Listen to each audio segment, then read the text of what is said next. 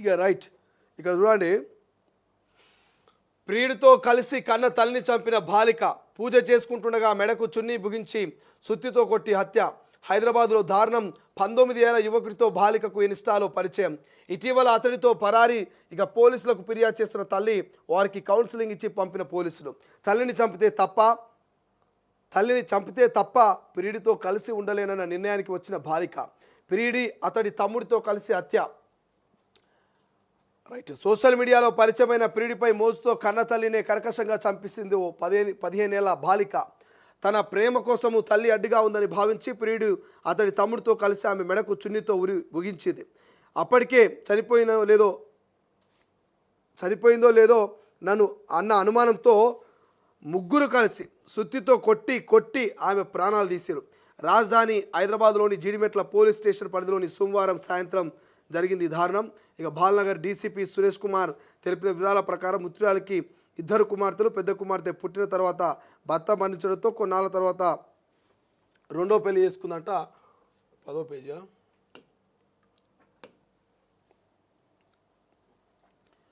రెండో పెళ్లి చేసుకుంది. మరో కుమార్తె పుట్టాక ఇక రోడ్డు ప్రమాదంలో అతడు కూడా చనిపోయాడు. అప్పటి నుంచి ఆమె ఒంటరిగా ఉంటూ పిల్లలిద్దరికీ ఏ లోటు రాకుండా అల్లారు ముద్దుగా పెంచుకుంటోంది. ఈ క్రమంలో 10వ తరగతి చదువుతున్న పెద్ద కుమార్తెకు 8 నెలల క్రితం ఇన్స్టాగ్రామ్లో 19 ఏళ్ల యువకుడితో పరిచయమైంది. క్రమంగా అది ప్రేమగా మారింది. ఈ విషయాన్ని గమనించిన తల్లి కూతుర్ని మందలించింది. చదువుపై దృష్టి పెట్టాలని హెచ్చరించింది. తల్లి మాటను వినని బాలిక ఈ నెల 18వ తేదీన తన ప్రియుడితో కలిసి ఇంట్లో నుంచి వెళ్ళిపోయింది. దీంతో తల్లి 19వ తేదీన జీడిమెట్ల పోలీసులకు ఫిర్యాదు చేసింది. వారి ఆచూకీ కోసం గాలించిన పోలీసులు 20వ తేదీన ఇద్దరిని పట్టుకొని పోలీస్ స్టేషన్కి తీసుకొచ్చి కౌన్సిలింగ్ ఇచ్చి యువకుడికి నోటీసులు ఇచ్చి ఎవరింటికి వారిని పంపించారు. ఇక తల్లి చనిపోతేనే బాలికను ఇంటికి తీసుకెళ్లిన తర్వాత తల్లి కూడా ఆమె కౌన్సిలింగ్ ఇచ్చింది. తండ్రి లేకుండా ఏ లోటు రాకుండా పెంచుతున్నానని, బాగా చదువుకొని గొప్ప స్థాయికి రావాలని హితబోధ చేసింది. కానీ తల్లి మాటలు ఆ బాలికకు రుచించలేదు. ఇదిలా ఉండగా బాలికను ప్రేమించిన యువకుడు తల్లి 2 రోజుల క్రితం వారి ఇంటికి వచ్చి, నీ కూతురు మా అబ్బాయిని ప్రేమిస్తోంది, ఆమెను మా ఇంటికి పంపించేయి అంటూ గొడవ పెట్టుకుంది. అందుకు బాలిక తల్లి ససేమేర ఒప్పుకోకపోవడంతో వాగ్వాదానికి దిగింది. ఇదంతా చూస్తున్న బాలిక తన ప్రేమకు తల్లి అడ్డుపడుతుందని, ఆమె బతికి ఉండగా తన ప్రియుడితో కలిసి ఉండడం కష్టమని భావించింది. ఇక ప్రియుడితో కలిసి తల్లిని చంపేయాలనే నిర్ణయానికి వచ్చింది. ఇందుకు తన ప్రియుడితో కలిసి ఒక పథకం వేసింది. ఆ పథకం ప్రకారం సోమవారం సాయంత్రం చెల్లి ట్యూషన్కి వెళ్ళిన సమయం ప్రియుడిని తన ఇంటికి రప్పించుకుంది. తల్లి ఇంట్లో పూజ చేస్తున్న సమయంలో వెనక నుంచి వెళ్ళి ప్రియుడితో కలిసి చున్నీతో ఆమె మెడకు ఉరి బిగించింది. ఇద్దరు కలిసి బలంగా లాగడంతో ఆమె స్పృహకు తప్పి పడిపోయింది. ఆమె చనిపోయిందో లేదో వారు నిర్ధారించుకోకముందే బాలిక చెల్లి ట్యూషన్ నుంచి ఇంటికి వచ్చింది. దీంతో బాలిక ఆమెను లోపలికి రానివ్వకుండా బయటే ఆపేసి, అమ్మ స్పృహ తప్పి పడిపోయింది, నేను అమ్మను చూసుకుంటాను, నువ్వు నా స్నేహితురాలి ఇంటికి వెళ్ళి తనను తీసుకురా అని చెల్లిని పంపేసింది. తల్లి చనిపోయిందో లేదో తెలియకపోవడంతో తన ప్రియుడి తమ్ముడిని కూడా పిలిచింది. ముగ్గురు కలిసి తల్లి తలపై బలంగా కొట్టడంతో ఆమె చనిపోయింది.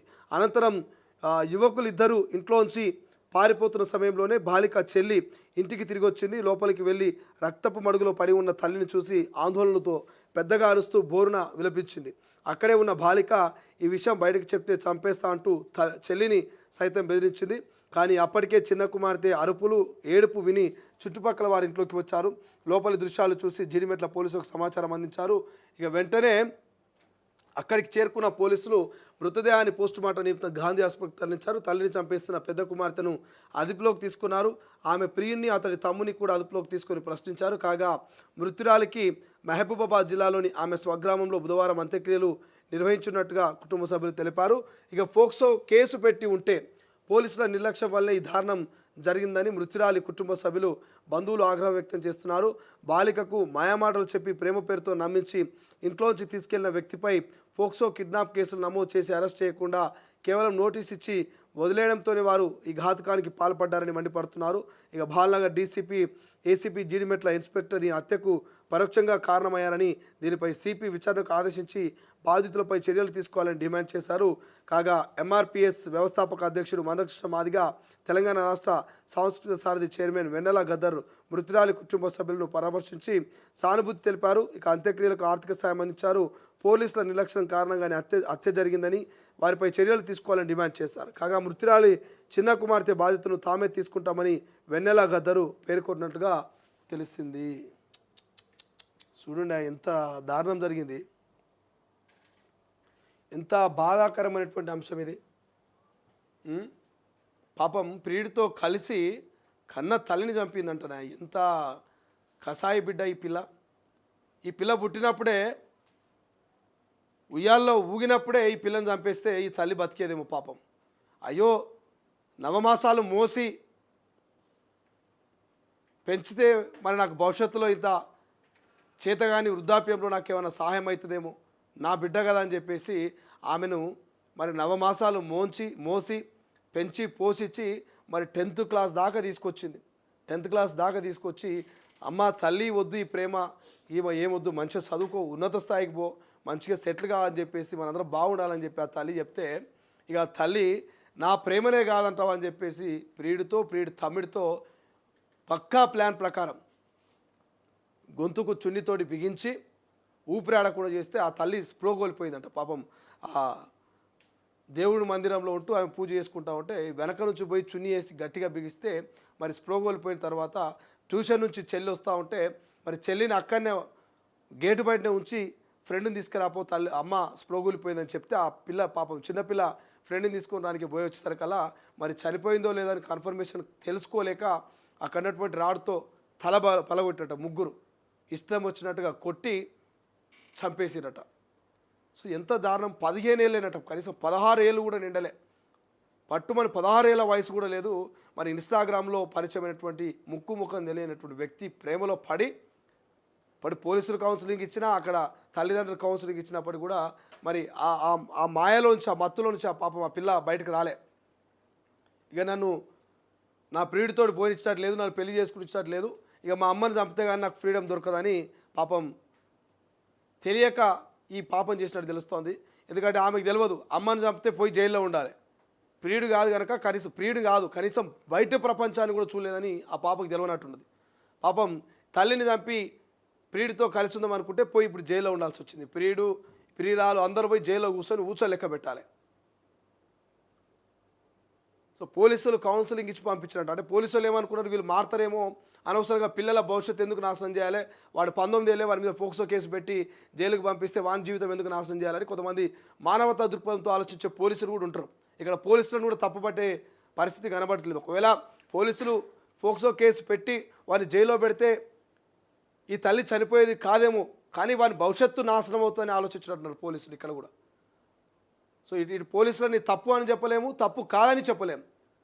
19 ఏళ్ళకే వాని మీద పోక్సో కేసు చట్టం పెట్టి పోక్సో కేసు పెట్టి కనుక పెడితే వాడు జైల్లో ఉండి వాని భవిష్యత్తు అంతా నాశనం అయ్యేది. సరే, వీడు ఇట్లనన్నా మరి కౌన్సిలింగ్ ఇస్తే మారుతాడేమో, చదువుకుంటాడేమో, లేకపోతే ఏదైనా పని చేసుకొని బాగుపడతాడేమో పిల్లగాడని చెప్పేసి కౌన్సిలింగ్ ఇచ్చి పంపిస్తే వీళ్ళు ఈ ఘాతకానికి పాల్పడ్డారు. ఇక్కడ పోలీసులు తప్పు అని చెప్పలేము, తప్పు లేదని చెప్పలేము. సో ఈ తప్పు అంత ఎవరిదంటే సోషల్ మీడియా. అది సోషల్ మీడియా విచ్చలవిడిగా వాడుతూ ఈ అడ్డమైన రీల్స్ ఈ మధ్య కాలంలో ఓపెన్ చేస్తే చాలు ఇన్స్టాగ్రామ్, ఫేస్బుక్ లాంటివి, సంబంధం లేనటువంటి బూతులు, సంబంధం లేని డైలాగులు, ఫేమస్ కావడానికి కోసం ఇష్టం వచ్చినట్టుగా అందాలు ఆరబోతలు.